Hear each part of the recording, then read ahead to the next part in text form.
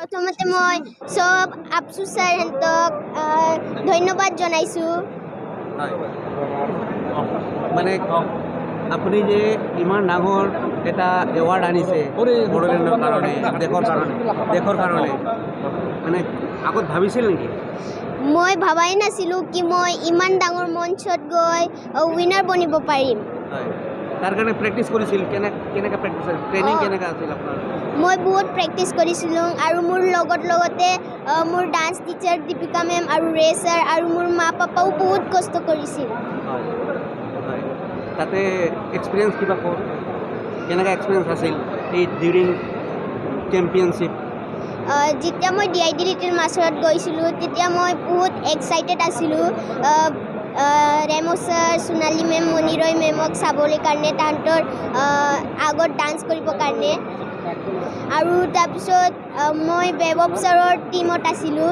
তেতিয়া মোৰ ইমান ভাল লাগিলে আৰু বেবব ছাৰে মোক ইমান ধেৰ ফ্লিপছ প্ৰপছৰ লগত ডান্স শিকাব, মানে প্ৰপছৰ লগত ডান্স কৰিব শিকালে আৰু মোক ধেৰ ডান্স ষ্টাইল শিকালে। নিউ প্ৰজন্মক উঠি অহা সৰু বাচ্চা ডান্সৰ মেছেজ দিব বিচাৰে?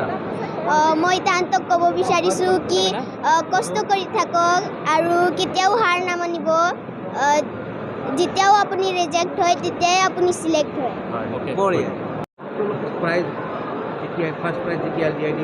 চবতকৈ আগত সকলোকে বহুত বহুত ধন্যবাদ জনাইছোঁ, সকলো অসমবাসী ৰাইজলৈ, সকলো ভাৰতবাসী ৰাইজলৈ যে বহুত ইমান আশীৰ্বাদ কৰিলে। আজি মই বহুত সুখী যে আজি নৱজিতক এটা প্লেটফৰ্মত লৈ গৈছিলোঁ, তাৰ পৰা আজি উইনাৰ হৈ আহিলে আৰু অসমক ইমান ডাঙৰ TV ৰিয়েলিটি শ্ব'ত ৰিপ্ৰেজেণ্ট কৰিলে, তো সেইটো কাৰণে বহুত সুখী। কেতিয়া আপুনি ভাবিছিল নেকি নৱজিতে উইনাৰ হৈ আহিব? ভাবিছিলোঁ, কিন্তু ইমান সোনকালে হ'ব বুলি ভবা নাছিলোঁ। চেষ্টা এটা কৰিছিলোঁ আৰু কিবা এটা শিকি আহক বুলি লৈ গৈছিলোঁ আৰু সিও তাত গৈ বহুত কষ্ট কৰিলে। কম্পিটিটাৰ্ছ বহুত বেছি আছিলে, তো আমি ভাবিলোঁ যে আমি তাত গৈছোঁ যেতিয়া কিবা এটা কৰি আহিব লাগিব, তো আমিও এটা জিত ল'লোঁ আৰু আজি প্ৰথম পুৰস্কাৰ লৈ আহিলোঁ। আচ্ছা, চেষ্টা এইটো আছে যে আৰু অসমৰ পৰা কিছুমান ল'ৰা ছোৱালী আৰু আগবঢ়াই লৈ যাব পাৰোঁ যাতে, আৰু নৱজিতক আৰু ডাঙৰ প্লেটফৰ্মত লৈ যাব পাৰোঁ। যেনেকৈ আজি অসমক ৰিপ্ৰেজেণ্ট কৰিছে, যদি আমাৰ আপোনালোকৰ সকলোৰে আশীৰ্বাদ থাকে তেনে ইণ্ডিয়াকো বাহিৰত গৈ ৰিপ্ৰেজেণ্ট কৰিব পাৰে যে। আপুনি নৱজিতক ট্ৰেইনিং দিছিল? হয়। কেতিয়া কেনেকুৱা মানে ট্ৰেইনিঙৰ টাইমত কেনেকুৱা ফিলিং কৰিছিল? ট্ৰেইনিঙৰ যেতিয়া মই একচুৱেলি ট্ৰেইনাৰ মই অকলে নহয়, ট্ৰেইনাৰ মোৰ লগত আৰু এজনো আছে, ৰৌনক সূত্ৰধৰ। তো আমি যেতিয়া ট্ৰেইনিং দিছিলোঁ তাত একচুৱেলি বহুত হাৰ্ড ৱৰ্কিং। আমি কিবা এটা শিকাই গ'লে সি সেইটো কণ্টিনিউ কৰি থাকে, কেতিয়াও ৰখি নাযায়। তো আজি সেইটো কাৰণে এইটো পজিশ্যন পাবলৈ সক্ষম হৈছে। কনফিডেঞ্চ আছিল?